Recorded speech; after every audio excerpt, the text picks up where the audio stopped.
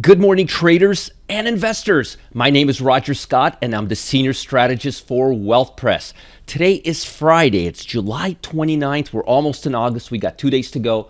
I'm reporting from beautiful, sunny New York City. I'm here till Sunday morning, having a great time with the family. If you're hearing a little noise in the background, some taxis, some fire trucks, welcome to New York City. That's just how it is. It's a beautiful city. It's very, very different from where I live. I live in like a little island where there's just hardly anybody there, and this is just like it's there's a lot of concrete here, but it's a very, very different way of life. Anyhow, glad to be here. Love New York. Love the biggest city in the country. Excited to be here.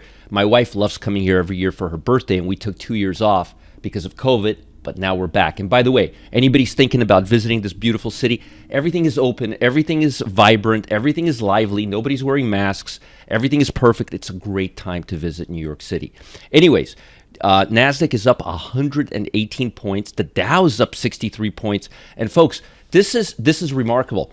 We're having really good market moves on lackluster and not so good data, which reinforces my belief that most of the the garbage that we've been hearing is in fact priced into this market. I mean, we had consumer confidence, not so good, market rallied. New home sales, a little bit down, market rallied. International trades and goods and services, a little bit on the low end, market rallied. Fed raising rates 0.75 of a point, market rallied. GDP, negative GDP, and jobless claims, what did the market do? It rallied, and earnings. Here's the good part. About 65 to 75%, don't quote me on the exact number, but about 70, give or take, are beating earnings estimates. And even the stocks that have been beaten down like Amazon, Apple, Twitter, Meta, Facebook, even though their numbers have not been doing so well, they've been coming up. And that's the first time, or actually the second time since the ARK fund bottomed out, that we've had that. That's a very, very strong bullish sign when you have negative news and markets rise as a result, which leads me to believe we're getting out of a recession, not getting into a recession, which would be very, very welcomed. And let me get into the analysis, and then I'll talk about some fun trades we took this week. So European shares advanced Friday after a mixed session in Asia where Chinese markets retreated after the company's leaders acknowledged a slowing economy and it won't hit a 5.5 growth rate.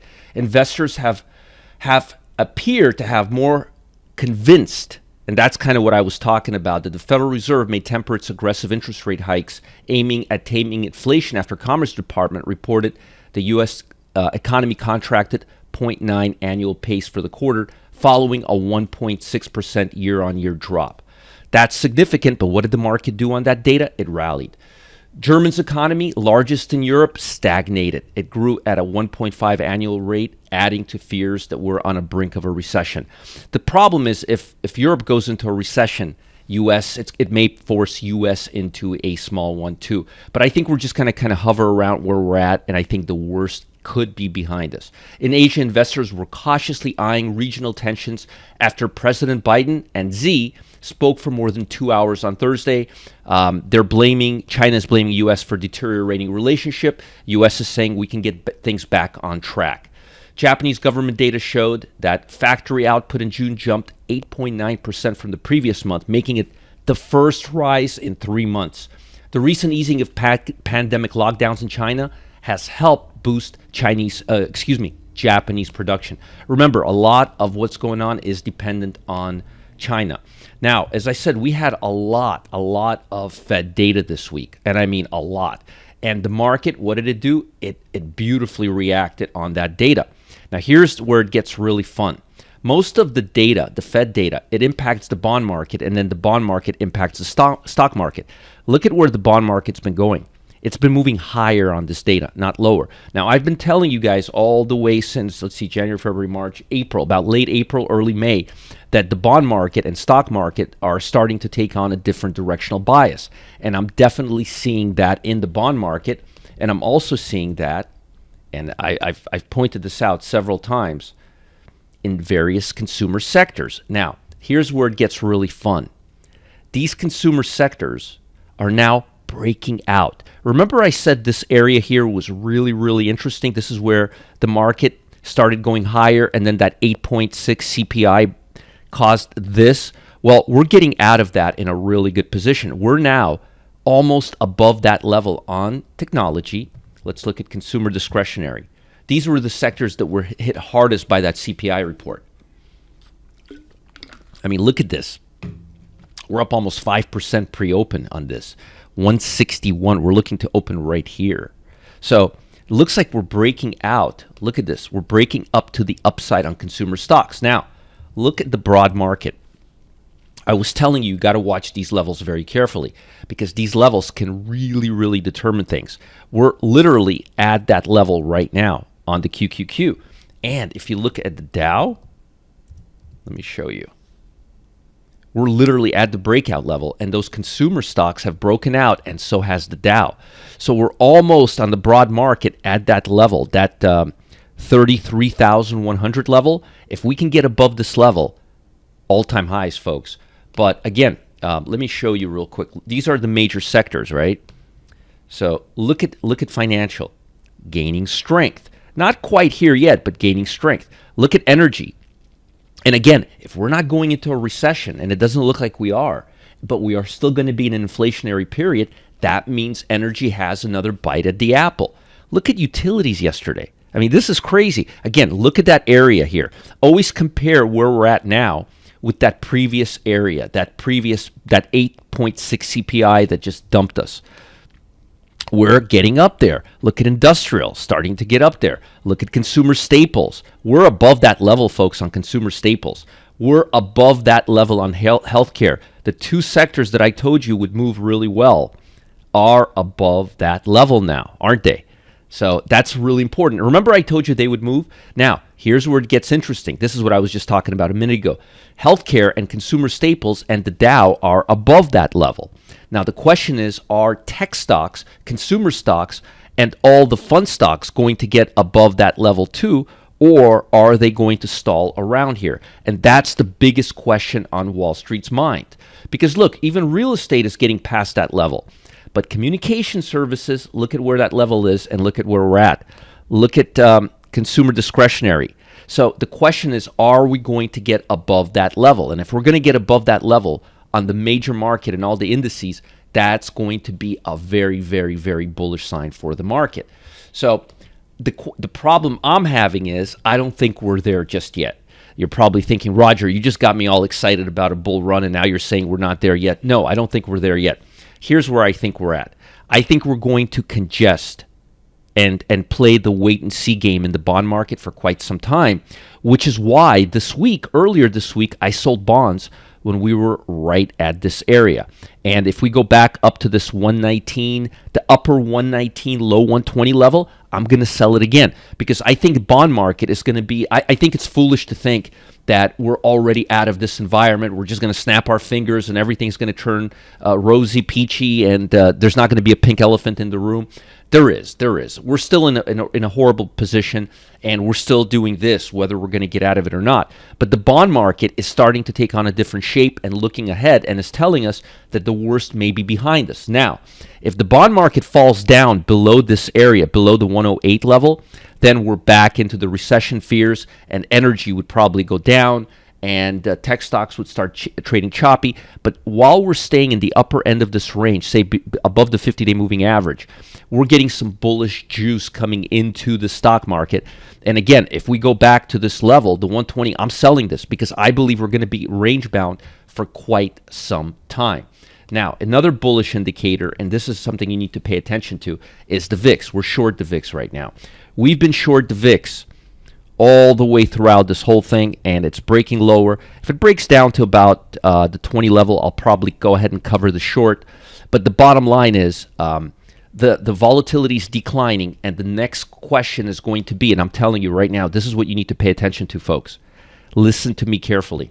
I'll put this up on the big screen on the main chart. Keep your eye on these sectors right here. I know I'm talking about them a lot, but it's important. This will tell us if we're going to go back into the channel or break above. Look at these levels on consumer staples, 157. on technology, which I think we already broke up, continue seeing more upside. Oops, sorry. Let me put that in here. XLK. I always mix the two up. Technology and consumer staples are going to give us further clues if we're going higher or not. It's going to be very important to see if we continue breaking out or if we start phasing and coming back into this environment. And again, the biggest clue is going to be the bond market. If the bond market starts going down, and when I say starts going down, I mean down, like down to this level, that's bearish for the stock market. If the bond market's going to go higher, it's bullish for the stock market. Now, I want to show you a trade we took yesterday. We're still long in this trade. It's up about 10% or something. We went long Capital One. It's slated to open higher today. This is a pattern trade. Now, we've had 10 winners in a row, and this is our 11th trade. I'm hoping that it'll close above yesterday's high, which is at the 109.34 level. If it does, we're going to get out of the trade today near the close, and it'll be our 11th winner. I don't know if that'll happen. We'll see what happens. But we've been having a really good success with Pattern Trader. And I'm going to tell you right now, the market being choppy, consolidating, and not moving down so much has been really, really helping us. So what you want to pay attention to right now, most importantly, is volatility. Whether the Dow is going to keep breaking higher. Very, very, very important. Breaking higher. And if it's going to get stuck at this level right here, which I circled back in about 2 months ago, about 2 months, almost 2 months ago, about a month and 3 weeks ago. And that level is at 330 on the Dow. 33,000 on the Dow. That's the main level. Now, folks, before I let you go, I want to tell you something crazy. Yesterday morning, I told you to check out Lance's training on a new indicator that he's developed. He's opened up 225 spots for new traders to try it out. But guess what happened?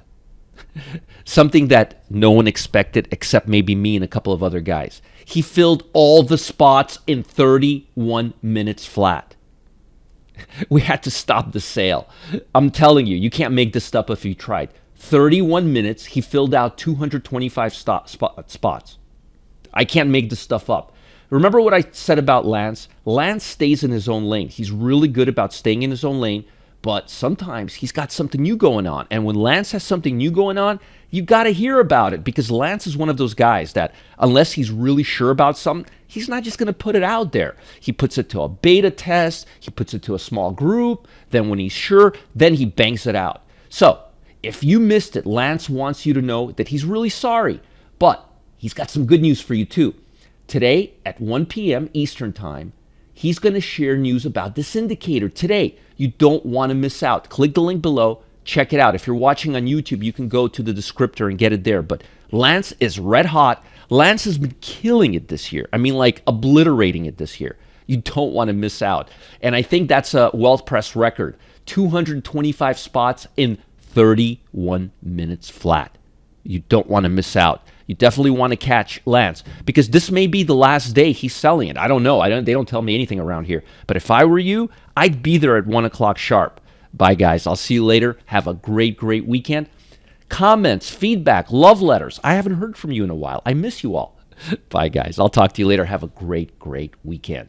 Live from New York, this is Roger Scott. I'll see you next week. Follow Lance. Don't miss out. It's going to be red hot. Bye, guys.